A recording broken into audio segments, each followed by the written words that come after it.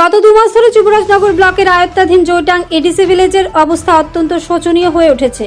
সরকারি কার্যক্রম বন্ধ থাকা এলাকাবাসীদের মধ্যে ক্রমশ ক্ষোভ বাড়ছে। জানা গেছে দীর্ঘদিন ধরে অফিসের দরজা বন্ধ থাকায় সাধারণ মানুষ আধার কার্ড, আয় সার্টিফিকেট এবং বিভিন্ন প্রয়োজনীয় সরকারি সেবার জন্য চরম ভোগান্তিতে পড়ছেন। এমনকি প্রতিদিনই মানুষ অফিসে গিয়ে ফিরে আসতে বাধ্য হচ্ছেন, কারণ কাজ না হওয়ার ফলে তাদের সমস্যার সমাধান হচ্ছে না।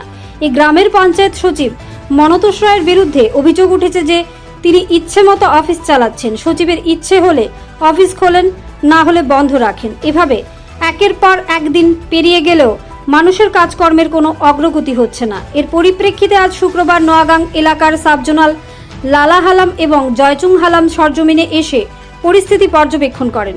স্থানীয়দের অসুবিধে দেখে তারা তাৎক্ষণিকভাবে যুবরাজনগরের বিডিও দেবপ্রিয়া দাসের সাথে কথা বলেন এবং জানতে চান কেন অফিস বন্ধ রয়েছে। ভিডিও জানান সরকারি কোনো ছুটি না থাকায় অফিস খোলার কথা ছিল, কিন্তু অজ্ঞাত কারণে অফিস বন্ধ রয়েছে। সাবজোনাল লালা হালাম আরও জানান, মুখ্যমন্ত্রী জয়টাং এডিসি ভিলেজের উন্নয়নের জন্য অনেক চেষ্টা চালিয়ে যাচ্ছেন, কিন্তু কিছু অসাধু পঞ্চায়েত সচিবের গাফিলতির কারণে সেই উদ্যোগগুলো ব্যর্থতার সম্মুখীন হচ্ছে। তিনি জোর দিয়ে বলেন, যদি শীঘ্রই এ ধরনের কর্মচারীদের বিরুদ্ধে ব্যবস্থা নেওয়া না হয় তবে জয়টাং এডিসি ভিলেজের উন্নয়ন থমকে যাবে এবং ভবিষ্যতে এই অঞ্চলের মানুষের সমস্যা আরও গভীরতর হবে।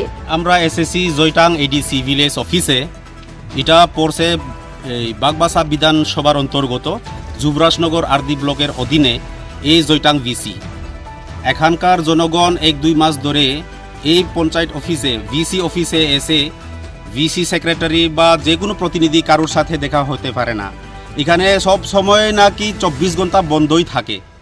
জনগণ না পারতে কয়েকদিন ধরে আমারে ফোন করে, আমি অ্যাকচুয়ালি নোয়াগাং সাবজোনাল চেয়ারম্যান, আমার নাম লালা হালাম।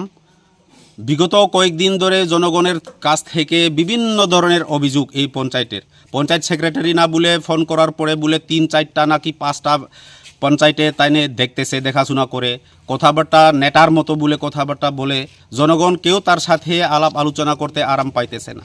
এখানে জনগণ এই যে আরও বিভিন্ন ধরনের কাগজপত্র যেটা গরিব মানুষের যেটা প্রয়োজন এইগুলি সময় মতন তারা পাইতেছে না।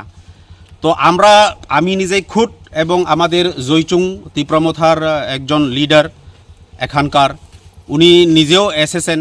আমরা এসে দেখছি যে এখানে জনগণ সমাগম পুরা বিরাট, এখানে মনে হয় 50-60 জন মানুষ জমিয়ে রয়েছে। তো জিনিসটা প্র্যাকটিক্যালি আমি নিজে আসার পরে যে দেখছি, এটা আপনারা সবাই দেখুন। এখানে যদি বিশ্বাস না করেন, এই যে জয়টাং এডিসি ভিলেজ অফিস এখানে এখনও তালা আছে। আপনি কি ভিডিওর সাথে কথা বলেছিলেন? ভিডিও মহোদয়ার সাথে আমার এখনই আলোচনা করছি যে ম্যাডাম আজকের কি অফিসিয়াল বন্ধ কোনো কিছু আছেনি? উনি বললেন না। তো আমি তখন বললাম যে আপনার সেক্রেটারি বাবু এখানে 1-2 মাস ধরে জনগণের যে অভিযোগ এখানে খুলে না সময় মতো, এরপরে অফিসে আসেন নাই, জনগণ তার সাথে দেখা করতে ইচ্ছা করেন না, বিভিন্ন ধরনের এইসব অভিযোগ। তো এটা কি হচ্ছে আমি নিজেই জানি না।